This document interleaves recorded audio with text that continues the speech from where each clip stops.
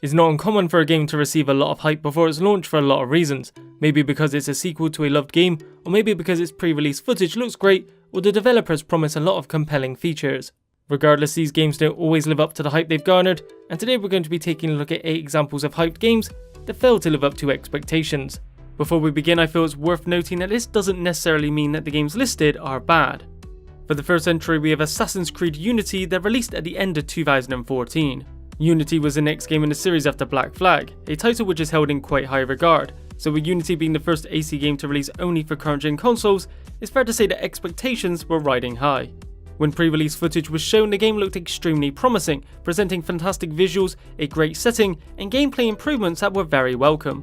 However, come release, fans were met with a number of bugs and extremely poor performance, with the frame rate often hitting as low as 15, making it feel rather unplayable.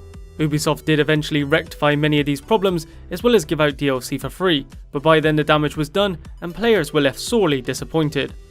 Next, we have another Ubisoft game that also happened to release earlier in the same year. Watch Dogs was initially teased at E3 of 2012, showcasing some impressive footage that really looked like a next-gen title. In fact, it was due to be a day one release for both the PS4 and Xbox One.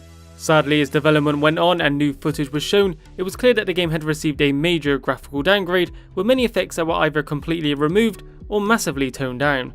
The game was eventually delayed from 2013 to 2014, but even then the finished product was a mere shadow of what many hoped it would be from its initial announcement, sporting graphics that were seriously pared down, a generic story and dull protagonist, not to mention some poor driving physics. The following game is a little older, but was one of the most anticipated games for both the PS3 and Xbox 360. Final Fantasy XIII was the first proper mainline installment in the series for the 7th generation of consoles, and is probably one of the most controversial as well. This controversy was largely because of its linearity, where at least for the first 50 hours, you were given very little freedom, having your hand held through small corridors with no branching paths to explore. This didn't exactly go over well, as one of the main pulls of a JRPG is exploration. Take that aspect and couple it with a battle system that could feel like it was on autopilot, and you have an experience that made you feel like you were just a passenger along for the ride. And number 4, we have Ready at Dawn's PS4 exclusive, The Order 1886. Leading up to its launch in 2015, there was a lot of hype for it, with many believing it could be one of PlayStation's next big series, and for good reason. On the surface, The Order 1886 is an incredible looking game, virtually indistinguishable from a movie, not to mention sported a fantastic take on Victorian London. Sadly, when players got their hands on it, they realised a lot of the time you had very little control on where you could go and in how you interacted with the world. Even in the times where you're in gunfights, it felt overly scripted and limited, ultimately leading to a visually appealing but shallow experience at its core. With all that said, I'd love to see Ready at Dawn take another crack at the series, as there was a lot of untapped potential there. Number 5 is a fairly recent Mass Effect Andromeda that in many ways suffered the opposite problems that The Order 1886 did. The original trilogy was one of the most notable series of the last generation, and many were hoping the title would be the beginning of a new trilogy that would be just as good. However, leading up to release, it gradually became apparent that BioWare had suffered serious development problems. Although the gameplay itself was actually pretty fun and engaging, its writing was often inconsistent, facial animations were at times comically bad, and glitches were rife throughout. BioWare did improve these shortcomings somewhat, but still failed to meet the high standards met by the previous releases. The next entry wasn't exactly universally hyped, but was hyped a lot within the Sonic community.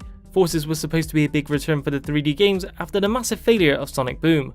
With the gameplay following the style of Sonic Generations, the initial outlook was good. After all, Generations was easily one of the best 3D titles, so theoretically Forces stood a decent chance at replicating its quality.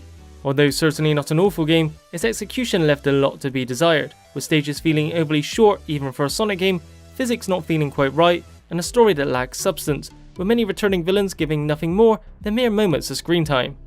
Moving on to the next game, we have the Kickstarter funded title Mighty No. 9. Mighty No. 9 was produced by the original creator of Mega Man, Kenji Inafune, and with Capcom seemingly doing nothing with the Mega Man IP, fans of the series were delighted with the announcement of a game that was essentially attempting to emulate its style of gameplay. The Kickstarter campaign proved to be a massive success, pulling in over 4 times its goal. Despite that, its development was anything but smooth, with 2 delays that ultimately pushed it outside of its original release window. Even with the delays, the end product was far from what gamers expected, with critics panning it for its poor execution, recycled content, and overall just not living up to Kenji Inafune's legacy of fantastic games. Finally, we have one of the most notorious games that overpromised and underdelivered, No Man's Sky. Sean Murray, the head of Hello Games, made several statements during its development of multiple features that the game would have come release that simply weren't there at all, leaving players feeling lied to and cheated out of their money. Thankfully, Hello Games have worked to improve it over the last 2 years, and with the latest update we have a title that not only delivers what they said it would, but actually exceeds it by adding numerous features such as vehicles and base building. As great as that is, it's still a shame it didn't release in its current state, as many still feel burned by those initial promises. Do you think these games were simply just a victim of being overhyped, or did they really fail to meet reasonable expectations? Let me know down in the comments. That's it for today. If you enjoyed the video, be sure to leave a like, subscribe and hit that bell icon to receive notifications when future videos are posted. Thanks for watching, and I'll see you in the next video.